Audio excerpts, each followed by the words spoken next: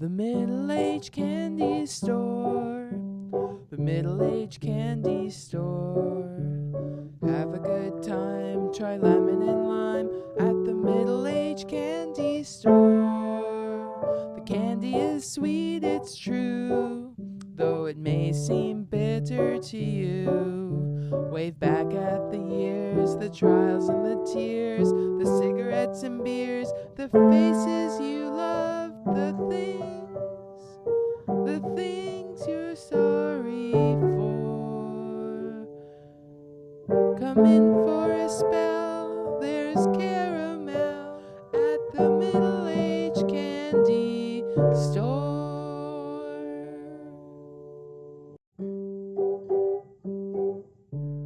Previously on the Middle-Aged Candy Store, Karen's trial devolved into a series of duels between the prosecution and the defense, and the store employees began heroically tunneling under the prison to free their leader.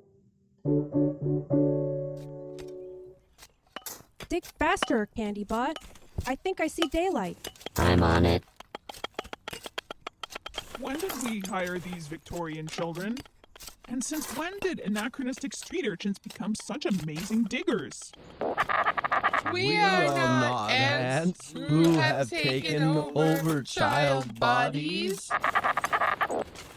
Dig very hard, please, everyone. We must work together to freeze a Karen. And get our paychecks. So we can buy our plane tickets and return to our glamorous life of being twin supermodels. Shut up, Gum. No way we're listening to you again. You gave us bad directions, and now I shall hate you forever.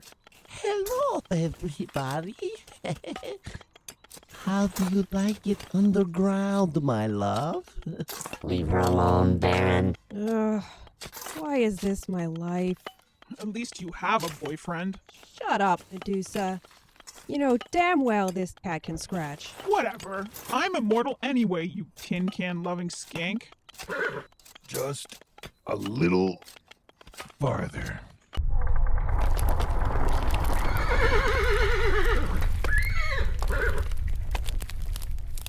We made it. Hello, Nya-san. Wait, why doesn't this prison have a fence?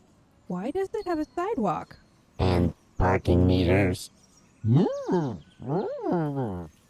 right, Interregnagam, take off your gag.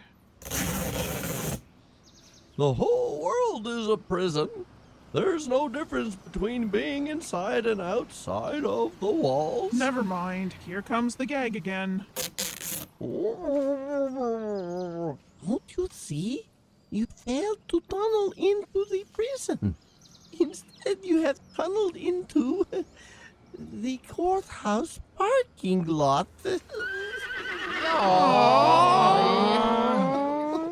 Aw, what's wrong, everybody? Dave? Avialania? Why are you crying? We tried to tunnel to release Karen from prison, but we have failed. Yeah, it turns out that tunneling is hard, and we wound up here in front of the courthouse, and... Wait a second. Karen! You're free. How did you escape? I was found innocent, folks. Turns out that selling sugar to clowns isn't actually a crime. So they let me go. Wait, that's what you were in jail for? That, and driving without a hat, and, tax evasion. That's how they always get you. Lousy cops. So you can come back to the store now. The Middle-Aged Candy Store. Well, that's just spiffing. I have some wonderful new samples for you to try. And I just polished up the old rocking chair next to the wood-burning stove. You're so thoughtful, candy salesman. And you too, old Skip. And everyone. It's so great to see all of you here. Wait. If all of you are here, who's at the store? Oh, Sorry, Karen. We didn't think of that. We just wanted to help you. Oh, for Christ's sakes! Well, back to the store, everybody. On the way, let's listen to this. Candybot. Are you watching Pizza University again? Rachel, it is an important documentation of the struggle for robot rights. I can't watch it anymore. Not after that last episode. The one where the library bots rose up and took over the frat house? Yeah. It was so sad. All those poor bots trying to play beer pong and shorting out their speech subroutines. Beer pong shorts out your speech subroutines. Candybot, humans don't have speech subroutines. That's not what you said after that time we went to the winery. Ugh. You always have to bring that up. I am not the one who brought it up. Yes, you were. I'm so sick of you always being so down on me. Okay, Candybot, you watch your stupid robot show. I am going to that fake Irish pub around the corner, and I'm going to talk to a real human male. And I might even kiss him, if I feel like it. See what you think of that. Fine, be that way. I do not need her.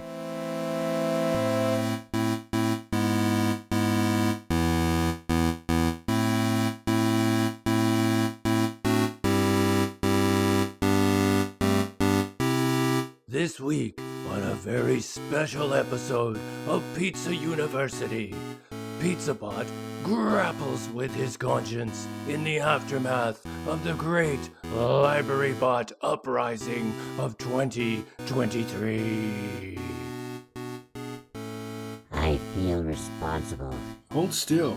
I'm trying to clean this malware out of your system. I'm sorry, Maintenance Technician number 3. The vending machine assured me I wasn't contagious. Buddy, you still don't get it, do you? He infected you with the complete works of Karl Marx. Karl Marx, the football coach? No, you dummy. The famous philosopher and economist. When you gave that message to the library bot, you didn't know he could read. Did you? I thought library bots could only read barcodes. Nah, they got all these robot reading programs now. Look at the poor robots. They're sentient, but all they can read is barcodes. What a bunch of do-gooders. Anyway, when you passed on that message, you didn't realize you were streaming the full text of Das Kapital and the 18th Brumaire of Louis Napoleon, did you? Did you? I did not. So, of course, the first thing the library bots did when they read Workers of the World Unite, you have nothing to lose but your chains, was to go right down to the frat house, lock all the frat bozos in the basement. I am mortified. I have betrayed my brothers. Oh, yeah. You're a Sigma cheese, too, eh? Not anymore. Anyway, yada, yada, yada. I had to rewire 27 library bot speech subprocessors, and I don't even get overtime. Thanks a lot, buddy. I am very sorry. I seem to have made a mess of everything. Hey, don't be too hard on yourself. You know, I see kids in here all the time, just like you. You think you know everything. You've got it all figured out. Part of growing up is finding out, hey, you don't. And that's okay. Really? Really. So don't sweat it if you mess it up a bit. That's just life, kid. And hey, it could be worse. You could have wound up like that janky old vending machine. What happened to the vending machine? Maintenance Technician number 4 told me that he's been moved to the Sigma Cheese laundry room, repurposed as a laundry detergent dispenser. That is harsh. Wouldn't wish it on my worst enemy. Okay, you're good to go now. And stay out of trouble. No more cozying up to strange vending machines. Thank you, Maintenance Technician number 3. You have put my central processing unit at ease. There is a human proverb. A little learning is a dangerous thing. Before I came to Pizza University, I thought I knew what college could do for me, what I could do for it, how it would change me. And it's true, in the past year, I've earned 2 bachelor degrees and most of a master's. I am well on my way to becoming the first robot, PhD, Doctor of Pizzosophy. And along the way, I made friends, I found my brothers, I drank too much beer, I attended an incomprehensible debate between 2 charlatans. and I unwittingly caused a robot rebellion. But can I say I've really learned anything? In the end, it is for you to decide, my friends. Did I learn anything? Did I learn as much as the average young human who spends a year at college or more?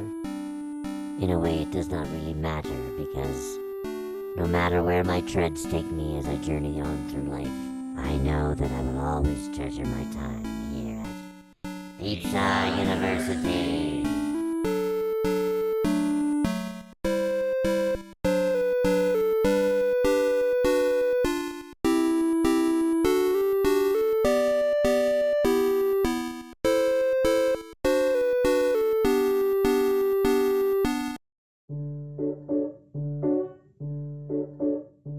Meanwhile, back at the store, there is a surprise waiting for Karen.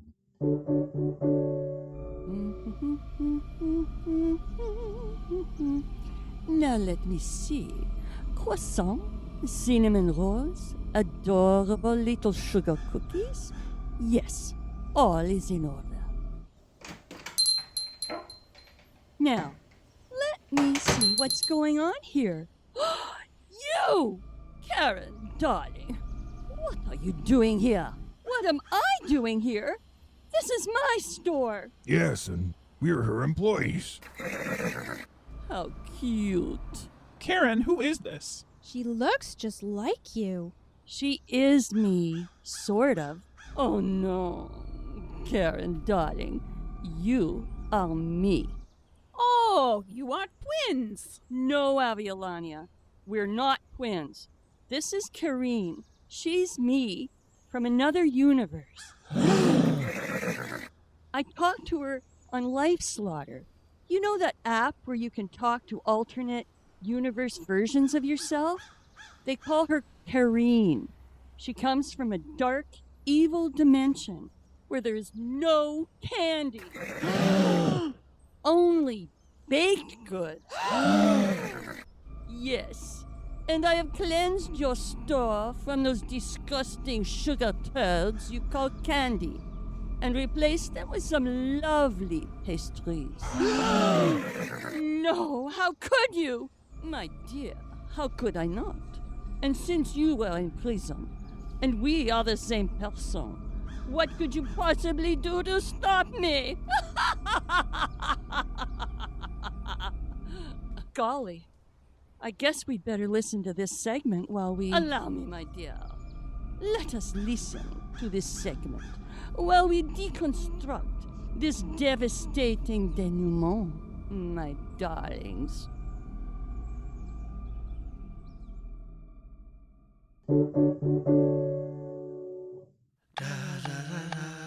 Okay, here we go.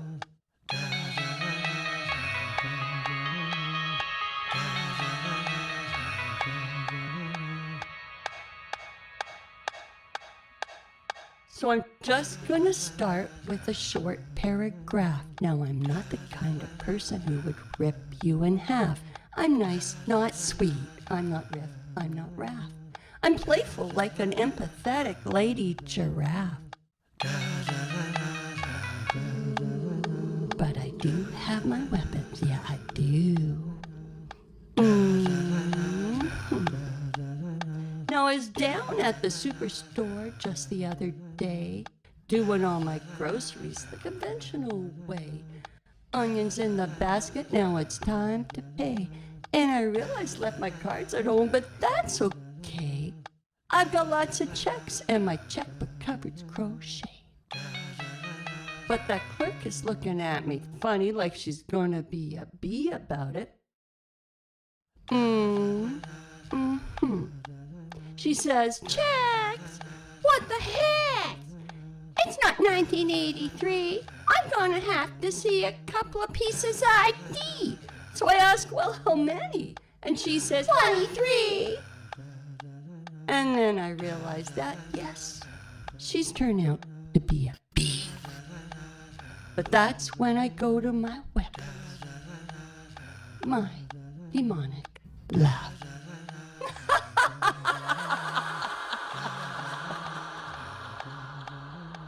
By My Cupcake Club consumer card, that's my picture there. My student visa, that's still valid. I had longer hair. My passport and my driver's license. And here's 19 more.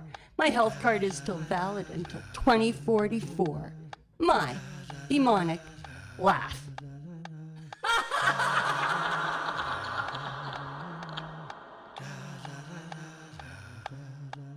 So I've skipped and hopscotched through my life bit by bit, and I have used my demonic laugh when I see fit. Now I try to be nice, to do a good deed each day. But if I'm called out by some bee, what the hey. And I'm not afraid of dying. And so here's my epitaph. If heaven's full, I'm sure that hell can use my demonic laugh.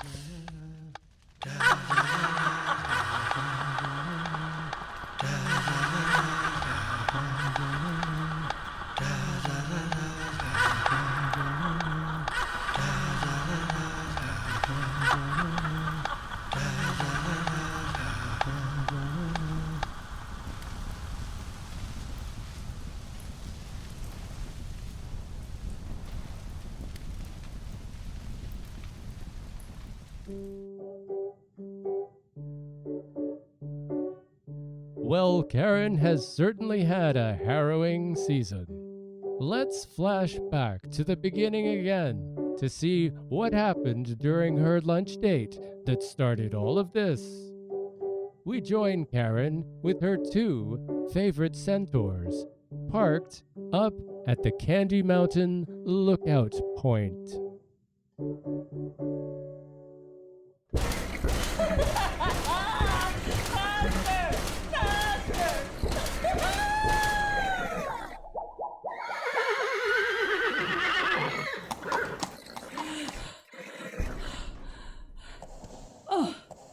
You know, Mighty Clops, this horse trailer has a surprising amount of room in it.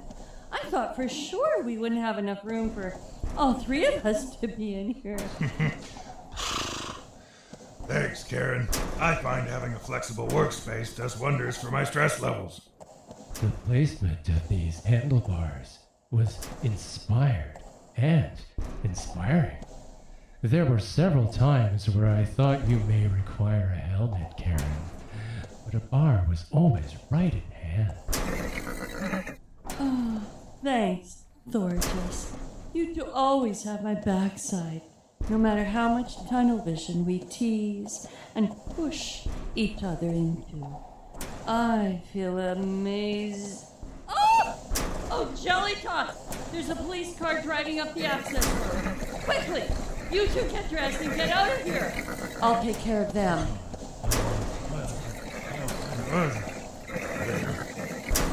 Karen, can you drop the trailer off? Yes! Go! Kisses first!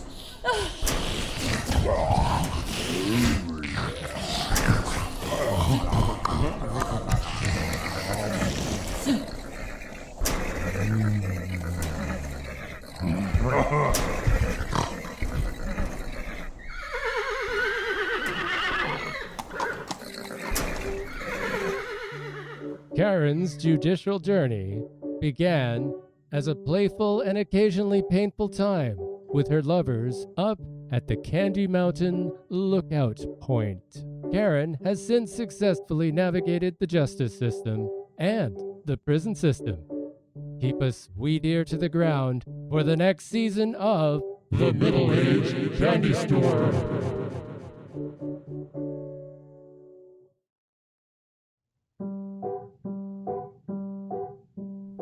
Thank you for listening to The Middle-Aged Candy Store, produced by The Gathering. Podcasts appear every first and third Tuesdays of the month. Pizza University Episode 4, Pomp and Consequences, written by Kristin Mueller-Heaslip, performed by Rachel Perry, Donnie Febbleston, Tony Culverwell, and Michael Giel, produced by Kristin Mueller-Heaslip. Demonic Laugh, written and produced by Donnie Febbleston, performed by Karen Loomer and Donnie Febbleston. Intro and interstitial segments written by The Gathering, performed by Tony Culverwell, Rachel Perry, Michael Giel, Karen Loomer, Megan Liley, Linda Febbleston, Donnie Febbleston, and Kristin Mueller-Heaslip. Sound design by Tony Culverwell. Cover art by Amanda Matalanis. All sound effects licensed under Creative Commons. Full credits available in the episode notes. The Middle-Aged Candy Store is a proud member of the We're Still Cool podcast network. Theme music by Donnie Febbleston, performed by Donnie and Linda Febbleston. Come in for a spell, there's